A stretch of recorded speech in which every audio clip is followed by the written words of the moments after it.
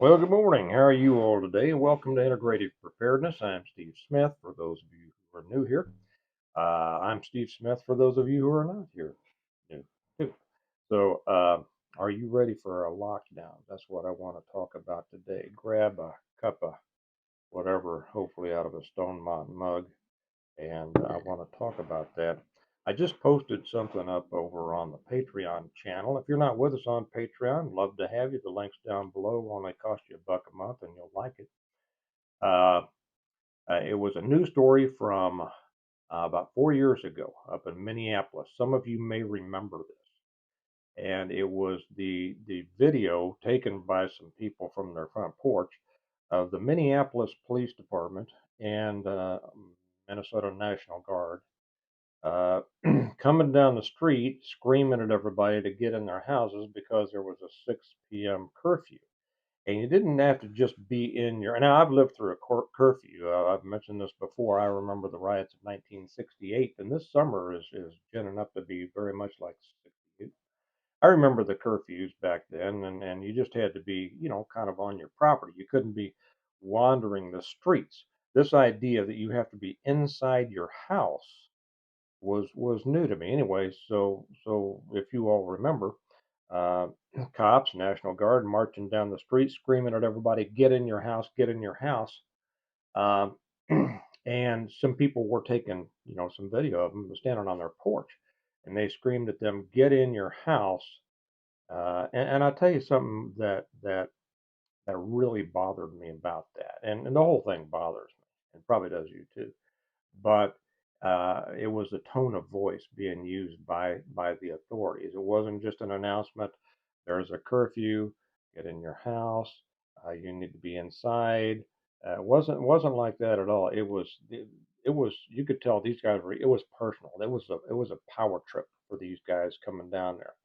And when the people were standing on their own porch, I mean, by their front door, probably within 3 feet of being inside their house, they weren't getting in their house like they were being told by the authorities. And then somebody said, "Light them up," and then they started shooting these paintballs or pepper balls or whatever they were shooting at them. Unbelievable, as far as I'm concerned. And for those of you who don't know, I'm former law enforcement. I do not, however, take to an overreach of governmental authority. Uh, anyway, I put that up over there. Some of you may remember it. If you don't, check it out. We can be approaching that. When I got up, actually last night, I decided to do this one. And when I got up this morning, I saw that a couple of other channels had already made uh, videos kind of about this. And so I decided, well, maybe I won't do this one. But then I watched those videos and I saw that they were coming at it from a different perspective than I am. Why are we? And so I decided to make this because I don't want to talk about necessarily the reasons for the lockdowns. I'm going to talk about preparing for the lockdowns. Okay, you probably understand the reasons for the lockdowns. It was covered very well by those other channels, and it has to do. They're scaring everybody with the monkeypox that they have renamed the mpox because somehow monkey was offensive to somebody. I don't care anymore. Well, I never did really care that much. It's not like I just all of a sudden don't care. I never cared that much.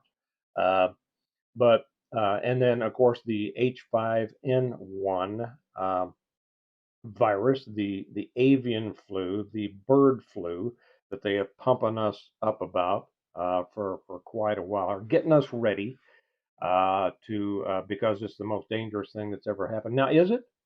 I mean, we've talked about this before. They scared us once with that previous lockdown, and are they just going to do the same thing now, or are they setting us up for more population control by actually releasing a very deadly virus? And they're hoping that people will say, they weren't serious the first time, so we're not going to mask up. We're not going to do all those things this time, and then it really hits and it does take out half the country. I don't know. I don't know, and you don't know, and nobody knows. I mean, they know, but they're not telling us, right? And so who knows about that? Since we don't know, I'm not going to try to conjecture about that. It whatever. If you are really a preparer, a preparedness minded person, as opposed to a prepper like we talked about yesterday, uh, one of the basic tenets of true preparedness is preparing for what could possibly happen, right? Understanding that we don't know what's coming. So that's why I stay away from this. Well, I think this and I think that. I think that lockdowns are very possibly coming, so I will take that step. But as to whether or not this latest deadliest thing in the world, this disease X, is this the disease X? I don't know. Okay. Do you remember back then during the lockdowns? Let's start from that point. You do remember? I remember them very clearly because I worked at the hospital at the time. Kelly and I both worked at the hospital. We were involved in the planning for what we were told was going to be the greatest plague that has you know um, been known to mankind since the black one. And they emptied out the hospital because we were sure that all the beds were going to be filled with COVID patients. People were going to die right and left. Well, people did die for a variety of reasons, and I won't get into that now. But it destroyed the economy. First off, it was introduced during an election year, like this is.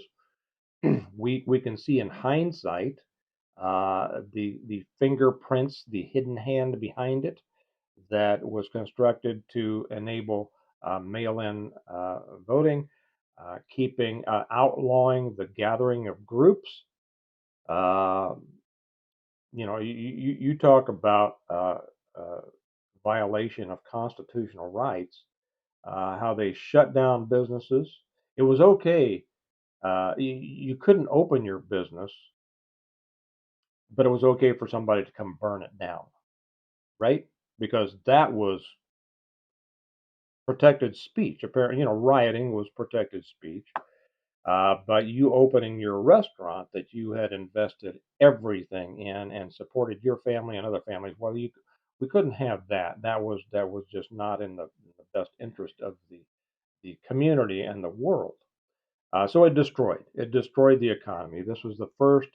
It set up for shenanigans in the election. We know that. And then it was the first step to totally destroying an economy that had been going very well. We see the same thing going here. So my point is this, and that was just a little aside, is why it's happening. Oh, by the way, I also put up over on the Patreon channel more rioting at a restaurant after a Kamala Harris apparently fundraiser, where a bunch of pro-Palestinian protesters came into a restaurant raising Cain, and this is much like what happened during the Democratic National Convention in Chicago in 1960. Things are going to blow. Trust me on that. But getting back to this, uh, we if you think back, in order to prepare on for a lockdown, it doesn't matter why. I mean, we can see why, but what matters is what could happen. So think back to the lockdowns. Think about the things that you couldn't get. Think about the things you couldn't do. Think about you not being able to go to work. For many people, that was just destructive. That destroyed many families. We were fortunate. We worked in a hospital. They didn't fire us for a couple of years until finally we refused to take the jab and refused to take to submit to their testing. We wouldn't do that, uh, but we worked all the way through it, and got to see the insides, like I said. But a lot of people lost their jobs and lost their businesses, and they sent out those phony little stimulus checks. I forget well, we got a couple of them. I forget how much it wasn't much. It wasn't enough to support people. So people were starting to live on their savings, depleting their savings. They were starting to live on their credit cards, maxing out their credit cards. You couldn't have planned a better way to financially destroy a country and the individuals in that country. And now we're at the tail end of it. And it looks like they're going to do it again.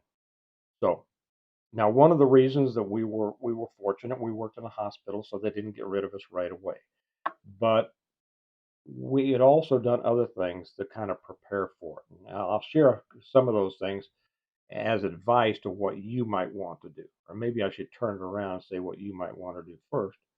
Uh, what do you depend on for your living? Okay. Do you depend on going to a place and working uh, at a place that might be shut down? Okay. If so, and they shut it down, do you have enough savings to make it through? If you run out of savings, do you have credit to make it through? And that's a horrible thing to get into. I mean, I don't want to dwell on that. You should, try never to get into credit to survive. But if this is their plan, this is something you may have to deal with. In order not to do that, I've always suggested, as you've heard me talk here and on the Prepping for Prosperity channel, you need to be in charge of your own income. Working for somebody else puts you at the mercy of that somebody else and what happens to them or what decisions they might make that are always going to be in their best interest. Pardon me, I'm still getting over this. Just a second. Sorry, I think I almost have this thing kicked, but it's still popping up every now and then. So you're at the mercy of what happens to an employer or what happens as a result of their decisions that are always going to be in their best interest, which is not always in your best interest, right? So, one of the bedrock things, and I think one of the most difficult things, and I understand that for a lot of people in long-term preparedness, real preparedness, is to have your own business, be in charge of your own income. Now, a lot of people out there who are retired, uh, whether it's Social Security, retirement from business, your own 401ks, IRAs, military, whatever. If you're living on retirement money, it makes it a lot easier, right? But then, as you can add to that, and you should as much as you can, add to that with a side business. I know they call it a side hustle. That's just too cute for me. Do another business. Um, you're gonna put yourself in a much better position. Uh, if you don't yet have a business right now that you can make extra money on, I would suggest you get at it. Start thinking: is there something else you could do? Are you in danger? Do you work for somebody who could be shut down? It's already destroyed millions of people, millions of families, and it could be coming again.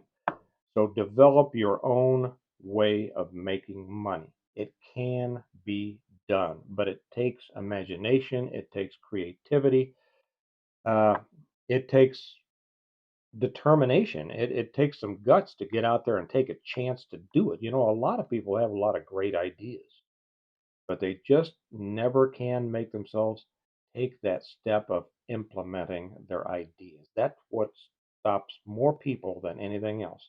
You have to put yourself out there in the world. Do you think you could start a YouTube channel? Do you think you could, teach something like that? I've always said, and you're not going to make a lot of money off of YouTube. I don't, I mean, some of the big guys do, I guess. But as most of you know, I'm a writer, and that has helped me. That's become my business. And I should say that I started writing. I wrote my first book when I was still at the hospital. I wrote the first four, maybe five, four books when I was at the hospital. When I decided I didn't want to be there anymore, when I just got bored with it, it wasn't any big deal, but I was bored with it. It was a good job. I didn't do that much but drink coffee and, sit around and talk to people and occasionally handle a problem. But it was boring. And so I decided I wanted another way to make money and I started writing. So I replaced my income. See, so I didn't, when we lost our jobs at the hospital, it didn't affect us. We didn't need that money. So that's what I'm saying.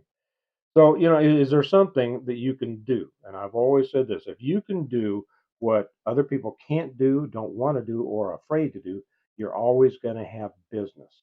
So think of something like that. Now, when we think about more, generalized preparedness, what are the things during the last lockdown that you weren't able to get? You know, toilet paper. Everybody made fun of people that were out there buying all the toilet paper. Well, I never made fun of anybody. I mean, do you want to run out of that stuff? No. There are a lot of little things in this world that make life just a little bit nicer, right? Just a little bit easier. And if you'll remember, I remember very clearly going into our local stores and there was no bread, no milk, no. I mean, they replenished it every now and then, but not like they used to. There would be days go by, to whereas the stores used to restock every night. There would go days without any bread. There would be days without a lot of things that we normally buy. So that means you had to buy other stuff and replace stuff, and it wasn't maybe what you would prefer. Well, if you want to continue to live your life well, which is what we always talk about, right? We prepare well today in order to live well tomorrow. If you want to continue to be able to live the lifestyle that you have decided to live, you need to stock all of those things that enable you to do that. You know, extra food, the things that you eat all the time, extra paper supplies, not just toilet paper, but paper towels, extra cleaning solutions and equipment and things like that. Extra soap, extra toothpaste. It's easy to have a year's worth of extra toothpaste, right? Right. I buy mine at the Dollar Tree. I buy them 10 or 20 at a time. The dollar and a quarter tree now, right? All of those things. Remember what you ran out of. Make sure you don't run out of that again. And then kind of top off everything else. So, if they shut us down, if I can't go to work, what am I going to do? What am I going to do? A lot of people lost their homes during that time, and they didn't make a big deal about this because who was it that came out and said you can't throw people out of their houses because they can't make their mortgage payments or their rent payments? Well, it wasn't their right to do that, and then a lot of people, when that news came out, people were going, "Yay! I don't have to make my house payment." Yeah, foolish, foolish people. Uh, But then, when it came back around and the mortgage company said, "Yeah, you do," and they fought it in court, and a lot of people lost their houses. They never covered that much in the news, right? More people were destroyed during that last lockdown than most people understand. So do prepare for that.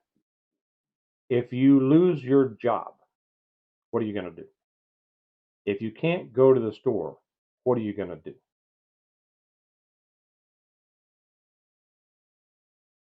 If your neighbors, if your family has a hard time, are you going to be able to help them? These are the times, and I'm going to tell you in just a minute how you may be able to really increase your long term um, strength as a result of this. Do that in a minute if I remember. But during hard times, it's not just a time for you to get through, but a time for you to be able to help other people, and that's what real preparedness is all about. And if I'll throw it in now. By the way, if you haven't read my books, yes, he's going to talk about his books. Well, that's because of what they're about.